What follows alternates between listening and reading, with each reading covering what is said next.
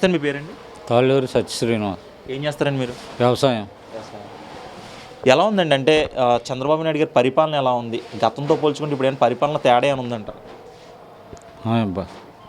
బాగుందండి పరిపాలన.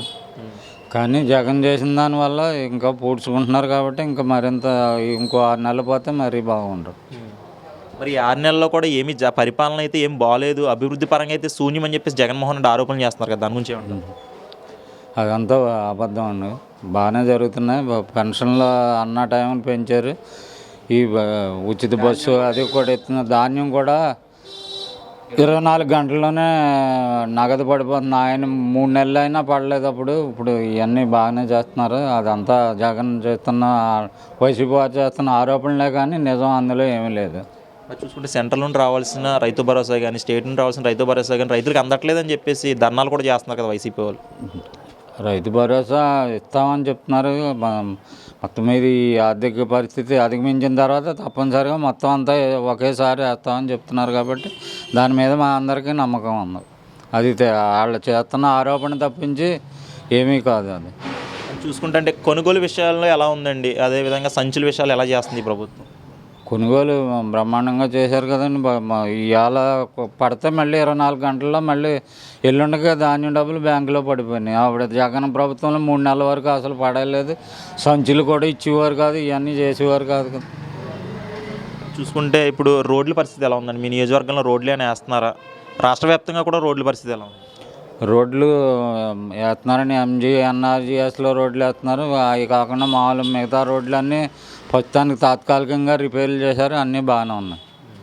పెన్షన్ విషయాలు ఎలా ఉన్నాయండి? అంటే ఇప్పుడు ఏమంటున్నారంటే వైసీపీ వాళ్ళు కేవలం కూటమికి సంబంధించిన కార్యకర్తలకి, వాళ్ళకి సంబంధించిన బంధువులకు మాత్రమే పెన్షన్లు ఇస్తున్నారు, మిగతా వాళ్ళందరికీ పెన్షన్లు తొలగిస్తున్నారు అంటారు. మరి అది ఎంతవరకు నిజమండి? అసలు ఇప్పుడు వచ్చి పెన్షన్ ఎవరిది తొలగించారో చెప్పమానండి చూద్దాం. అసలు ఎవరిది ఇప్పటికి ఇంకా పెన్షన్ తొలగించలేదు. కొత్త పెన్షన్లు కూడా ఇస్తామన్నారు, ఇంకా ఇవ్వలేదు. తొలగిస్తాగా ఇస్తామన్నారు కానీ ఇప్పుడు వచ్చి ఎవరి పేరు తొలగించలేదు. అందరే పూర్వం ప్రభుత్వం ఎలా కొనసాగించిందో అదే విధంగా కొనసాగించు 6,000, 10,000, 15,000, 4,000 చేశారు తప్పించి కానీ ఎవరిదే ఒక్క పెన్షన్ కూడా తీసేయడం జరగలేదు. ఐటీ మినిస్టర్ గారు నారా లోకేష్ గారి పనితీరు ఎలా ఉంది?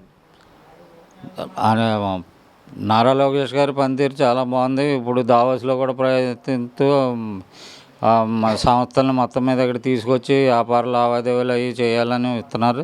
ఆయనకి రేపు జన్మదిన శుభాకాంక్షలు తెలియజేస్తున్నాం. మరి పెట్టుబడులు ఏమైనా తీసుకొస్తారంటారా లోకేష్ గారు మన రాష్ట్రానికి? పెట్టుబడులు బాగానే తీసుకొస్తున్నారు. మొన్న ఎక్కడో స్విస్లోకి వెళ్ళి తీసుకొచ్చి ఇప్పుడు దావోస్లో ప్రయాణిస్తాం బాగానే వస్తున్నాయి. సంస్థలలో కూడా ప్రకటిస్తున్నారు కదండి.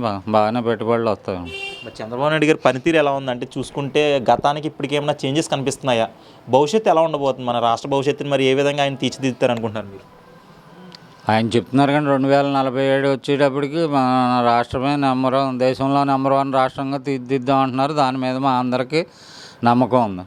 మరి చూసుకుంటే జగన్మోహన్ రెడ్డి మాట్లాడుతూ చంద్రబాబు నాయుడుది 2040 విజన్ కాదు 420 విజన్ అని చెప్పేసి ఆరోపణలు చేస్తున్నాడు. మరి దాని గురించి ఏమంటారు?